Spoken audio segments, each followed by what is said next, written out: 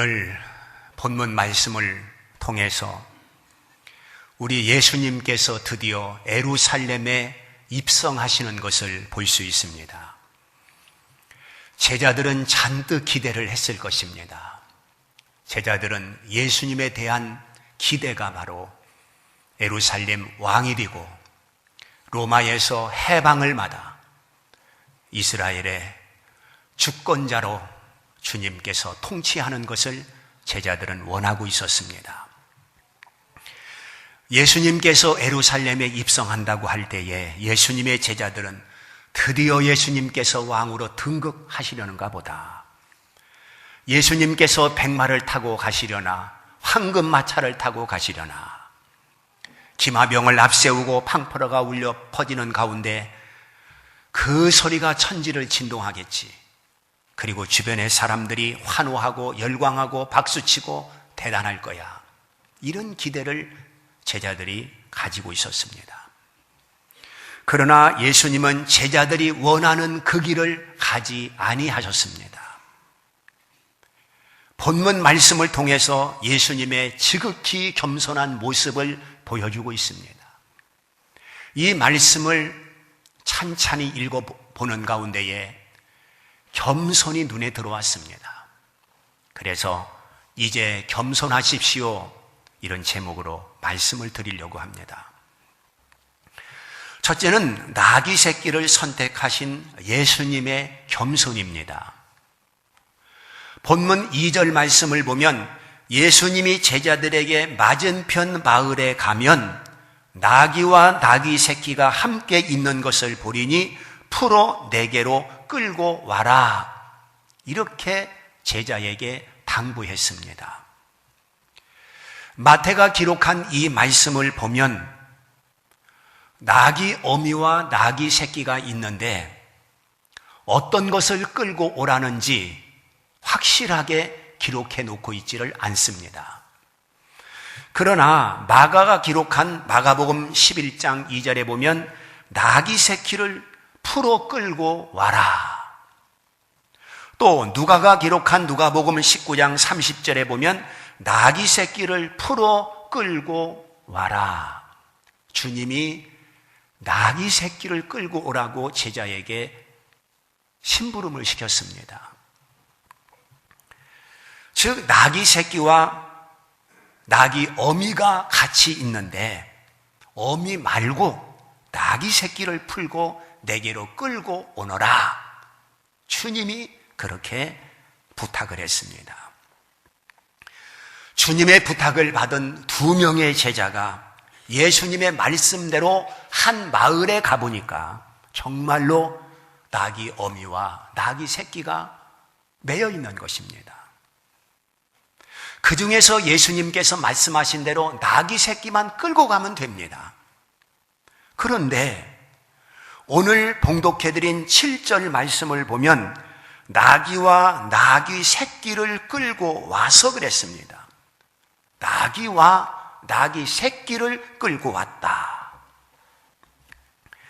우리 주님께서는 나귀 새끼만 끌고 오라고 했는데 제자들은 가서 나귀와 나귀 새끼를 같이 끌고 왔어요. 2마리를 데리고 왔습니다. 그런데 요한복음 12장 14절 말씀을 보게 되면 예수는 한 어린 나귀를 보고 타시니 그랬습니다. 즉 나귀 어미와 나귀 새끼가 있는데 우리 예수님께서는 나귀 어미의 눈독을 들인 것이 아니라 거기에 눈길을 준 것이 아니라 나귀 새끼를 보셨습니다. 즉 어미 나귀에는 관심이 없었어요. 나귀 새끼를 주님은 보시고 그것을 타셨다라고 성경에 기록하고 있는 것을 볼 수가 있습니다.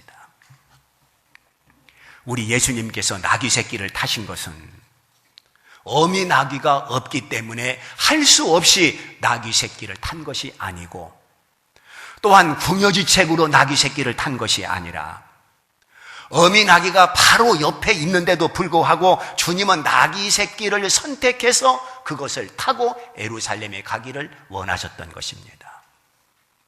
이 사실을 스가랴 선지자는 스가랴서 9장 9절에서 이렇게 말씀하고 있습니다. 그는 겸손하여 나귀의 작은 것 곧 나귀 새끼를 탔다라고 말씀하고 있습니다. 여기서 예수님의 선택 기준을 우리들에게 보여주고 있습니다. 새끼 나귀를 선택하신 예수님을 보면서 바로 예수님은 어떤 분이냐? 거칠에 중요하게 생각하지 아니한 분입니다. 자존심, 그것도 그렇게 중요하게 생각하고 있지 않습니다.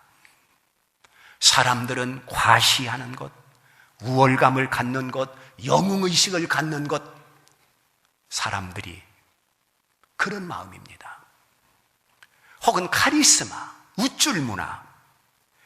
예수님께서는 여기에 편승하지 아니하시고 그 모든 것을 다 내려놓고 오직 겸손하게 낮은 마음으로 사신 분이라고 하는 것을 우리에게 보여주고 있는 것입니다.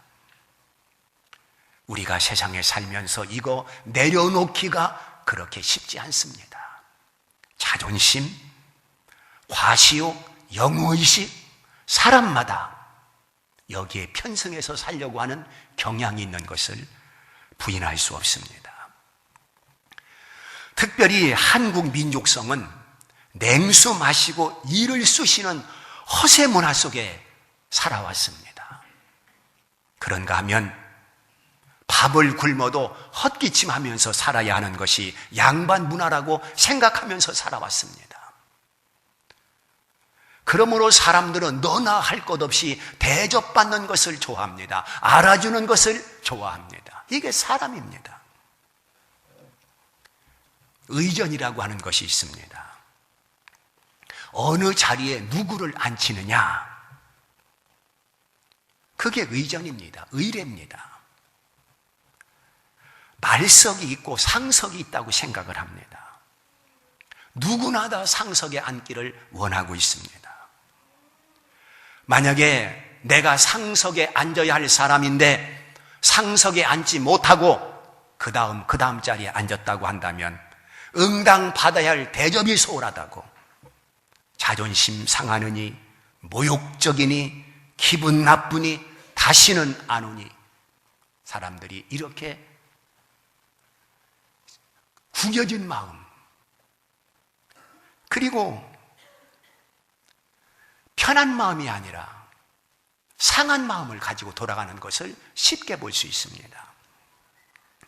그러나 이것은 세상 문화요, 세상 의례이지, 예수님께서는 오히려 상석에 앉지 말라고 우리에게 말씀하고 있다고 하는 것을 잊어서는 안 됩니다. 사람이 나를 얼마나 알아주느냐, 이것이 중요한 것이 아니라 하나님이 나를 얼마나 알아주느냐, 이게 중요한 줄 믿습니다.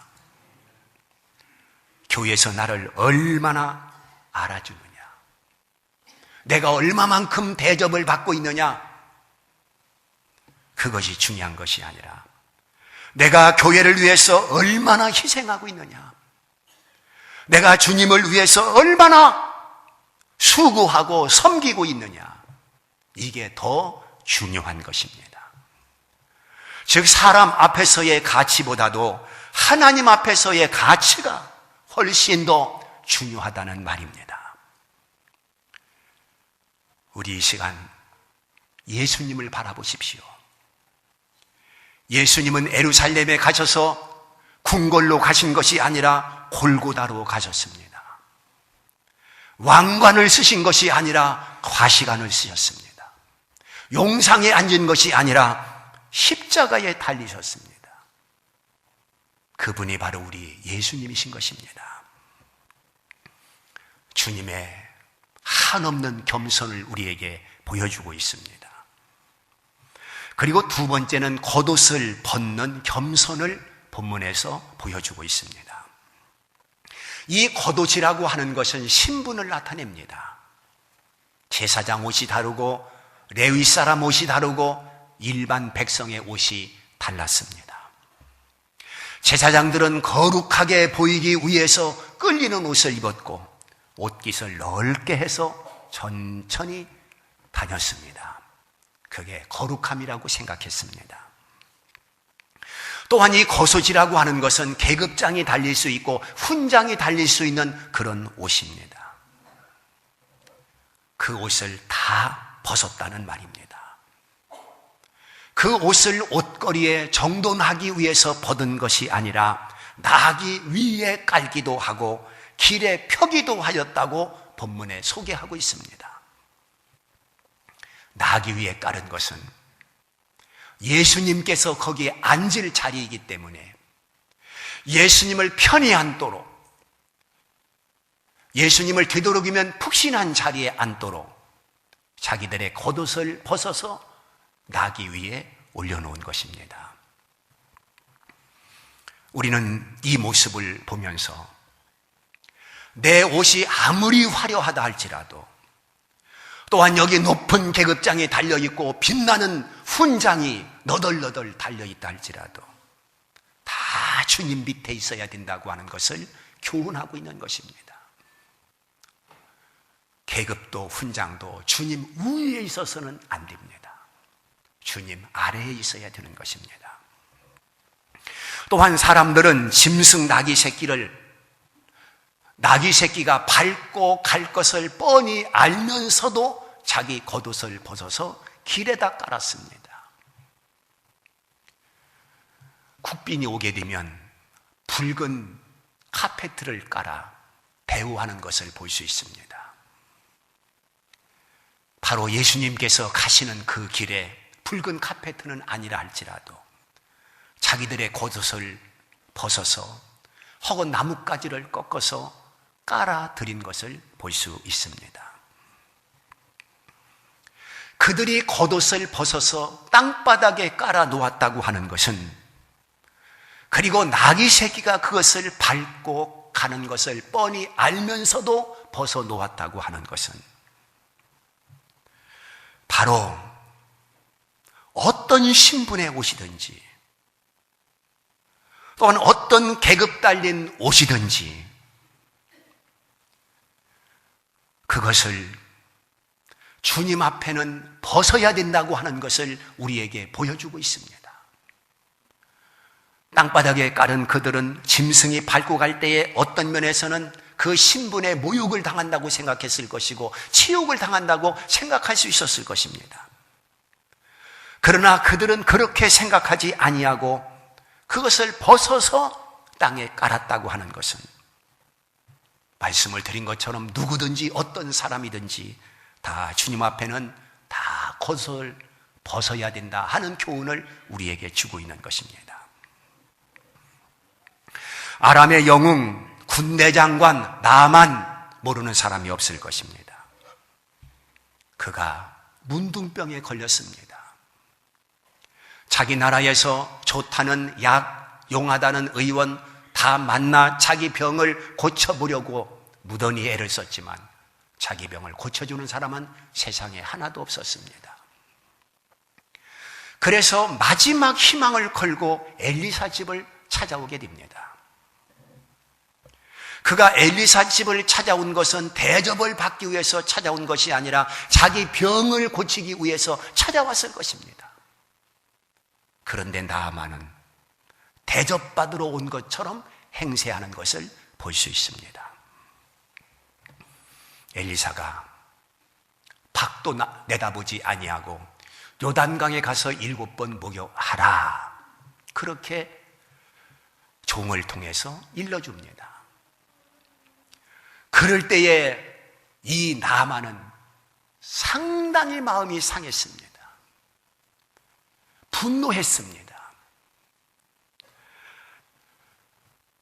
하나님은 요단강에서 꼭 7번을 목욕해야 나만의 병을 고칠 수 있는 것은 아닙니다.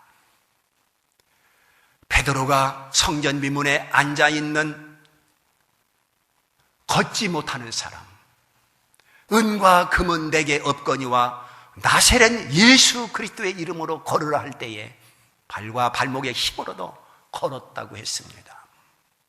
그런 하나님의 능력이라면 저 먼 아람 나라에서 이스라엘까지 찾아오고 그리고 엘리사 촌동네까지 찾아와 자기 병 낫기를 원한 나만에게 요단강까지 갈 것 없이 하나님의 능력으로 명하노니 모든 문둥병아 물러가라, 엘리사가 명령했다고 한다면 그 병이 안 낫겠습니까? 하나님의 능력은 그 병을 낫고도 남았을 것입니다. 그런데 요단강에서 7번 목욕하라고 하는 것은 자기 생각을 내려놓고 오직 하나님 말씀에 순종하는 그 모습을 하나님은 보고 싶어 하신 것입니다. 그리할 때에 하나님의 역사가 일어나고 하나님의 은혜가 나타나고 하나님의 기적의 주인공이 될 수가 있었던 것입니다. 사랑하는 성도 여러분, 자기 생각 꺾기가 쉽지 않습니다. 그러나 하나님 앞에서는 자기 생각을 꺾어야 됩니다. 우리는 자기 주관, 자기 생각을 앞세우는 자들이 아니라 오직 하나님 앞에 기도하면서 주의 뜻대로 살기를 발부둥치는 자들이기 때문에 그런 것입니다. 세 번째는 무리들의 겸손입니다. 9절 말씀을 보게 되면 찬송하리로다, 찬송하리로다. 이렇게 찬송을 부르며 환영을 하며 열광하는 무리들의 모습을 우리에게 보여주고 있습니다. 생각해 보십시오. 나귀 새끼를 타고 가시는 예수님의 모습에 어떤 개선장군의 모습이 드러나겠습니까? 아니면 의기양양함이 드러나겠습니까? 아닙니다. 얼마나 초라한 모습입니까? 나귀도 아닌 나귀 새끼를 탔기 때문에 그 가련한 나귀 새끼, 그리고 예수님의 발이 질질 끌려 그 나귀가 힘겨워 가는 모습에 사람들의 웃음거리가 됐을 것입니다. 손가락질을 했을지도 모르겠습니다. 그리고 예수님에 대해서 기대했던 사람들은 충분히 실망할 수 있는 모습입니다. 그런데 그 무리들은 열렬히 환영하고 있는 것을 볼 수 있습니다. 호산나 찬송을 부릅니다. 종려나무가지를 꺾어서 흔들면서 환영하는 것을 볼 수 있습니다. 사랑하는 성도 여러분, 우리는 주님의 어떤 모습을 환영하고 우리는 주님의 어떤 모습을 찬양해야 되겠습니까? 우리는 십자가에 달린 예수를 찬양하고 가시관을 쓰시고 피 흘리시는 예수님을 찬양할 수 있는 성도들이 돼야 되는 것입니다. 그런데 오늘날 성도들이 교회에 오면 부자 되고 교회에 오면 병 고치고 교회에 오면 이제 출세하고 교회에 오면 성공하고 여기에만 관심을 집중하는 사람들이 얼마나 많습니까? 그래서 병 고침을 받지 못했다면 실망하고 낙심하고, 오늘 우리는 40일 동안 금식 기도를 했다 하더라도 하나님께서 응답해 주지 아니했다고 하나님이 죽었습니까? 하나님의 능력이 사라진 것이겠습니까? 40일 동안 금식 기도하면서 하나님 앞에 어떤 목적을 붙들고 기도했는데 응답을 받지 못했다고, 그것이 뭐가 문제가 되겠습니까? 21일 동안 주님의 십자가를 붙들고 그렇게 하나님 앞에 매달려 기도했는데 응답을 받지 못했다고, 그것이 무슨 문제가 되겠습니까? 내가 응답을 받지 못했다고 하나님이 능력이 사라진 것이겠습니까?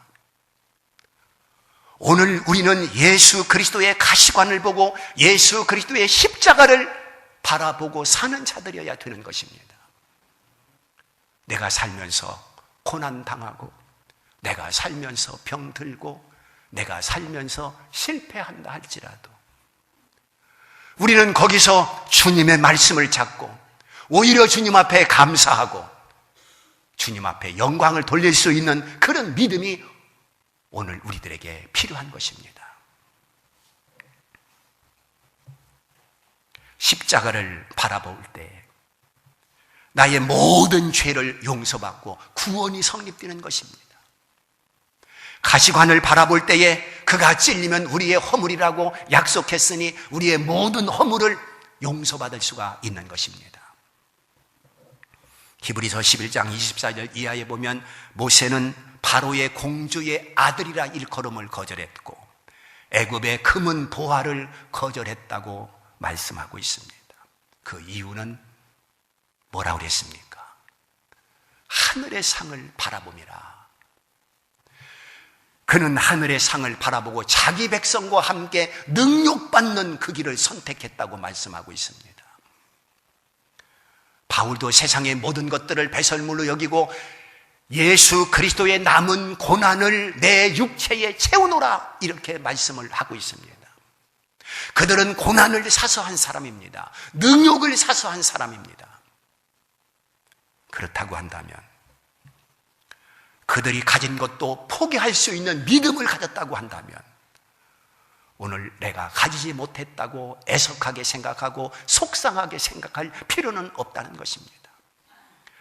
오늘 우리가 바라볼 것은 주님의 십자가, 주님의 가시관, 주님의 고난, 이것을 바라보는 것이 바로 당시 무리들의 겸손함이요 오늘 우리가 가져야 할 겸손이라고 하는 것을 보여주고 있습니다. 그 다음에 나귀 주인의 겸손입니다. 겸손의 극치는 순종이라고 하는 것을 우리에게 말씀하고 있습니다. 겸손의 극치는 순종이다. 주가 쓰시겠다 할 때에 나귀 주인은 두 말도 하지 아니하고 새끼도 어미도 그대로 내주었습니다. 오늘 하나님께서는 나귀 주인에게만 주께서 쓰시겠다라고 말씀하는 것이 아니라 오늘 나에게도 오늘 우리에게도 주께서 쓰시겠다 말씀하고 있다는 것을 알아야 됩니다. 나의 재능을 쓰시겠다고 하시면 그 재능을 주님을 위해서 활용하고 나의 물질을 주님께서 쓰시겠다 하면 주님을 위해서 활용하고 이게 겸손이고 이게 순종이라는 것을 보여주고 있는 것입니다. 여기 나귀 주인은 나귀를 먹이고 나귀를 목욕시키고 나귀를 잘 길렀던 것은 결국 주님을 위해서 쓰임받게 하기 위해서 그렇게 한 것입니다. 그러므로 오늘 우리가 주님에게 쓰임받기 위해서 그것도 더 크게 쓰임받기 위해서 준비 과정이 중요한 것입니다. 어디다 목표를 두느냐 어디에 목적을 두느냐 그게 중요한 것입니다. 사랑하는 성도 여러분, 이제 우리는 나귀가 아니라 나귀 새끼가 주어진다 할지라도 결코 섭섭히 여기지 마십시오. 내 겉옷을 벗어 길에 깔으십시오. 그리고 주님의 가시관, 주님의 십자가를 바라보십시오. 주께서 쓰시겠다 할 때에 인색하지 마십시오. 내 몸을 내가 가진 것을 주님께서 쓰시겠다 하실 때에 주님을 위해서 쓰여지는 것이 가장 가치가 있고 가장 보람이 있다고 여기십시오. 우리는 하나님 앞에 엎드려서 살아야 됩니다. 이제 겸손